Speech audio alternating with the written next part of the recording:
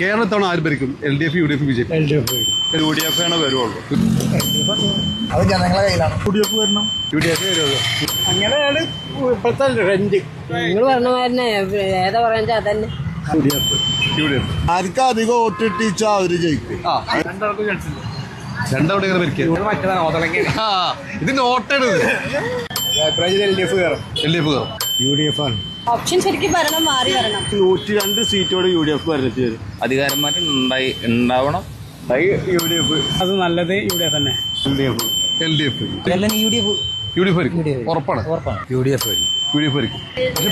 LDF. UDF ഭരിക്കണ സാധ്യത. UDF confirm UDF. UDF തന്നെ. UDF. UDF ഭരിക്കും. UDF ആണ് സാധ്യത. UDF ആണ് ഭരിക്കുക. പിണറായി. UDF. LDF.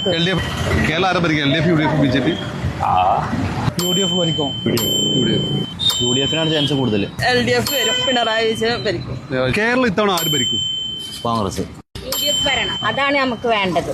UDF ഭരിക്കും. UDF. കേരളം കോൺഗ്രസ് ഭരിക്കും. UDF ആണ്. LDF. UDF-നാണ് സാധ്യത. UDF ഭരിക്കും. ഭരണമാറ്റം അനിവാര്യമാണ്. അത് ജനങ്ങൾ ആഗ്രഹിക്കുന്നുണ്ട്. UDF ഭരിക്കും. UDF ഭരിക്കും. UDF ഭരിക്കണം. ഒരു മാറ്റമല്ല, നമുക്കൊക്കെ ആഗ്രഹം. മാറ്റമല്ല UDF-ന്റെ വരും. മാറണം, മാറ്റം വരണം. മാറി ഭരിക്കുമ്പോഴാണ് ആൾക്കാർക്ക് ഗുണം കിട്ടുന്നത്. UDF മാറ്റം വരണം. UDF ഭരിക്കും. കേരളം പിന്നെ ആര് ഭരിക്കും? UDF. UDF ഭരിക്കും. കേരളം 99% കോൺഗ്രസ് ഭരിക്കും. UDF ഭരിക്കും.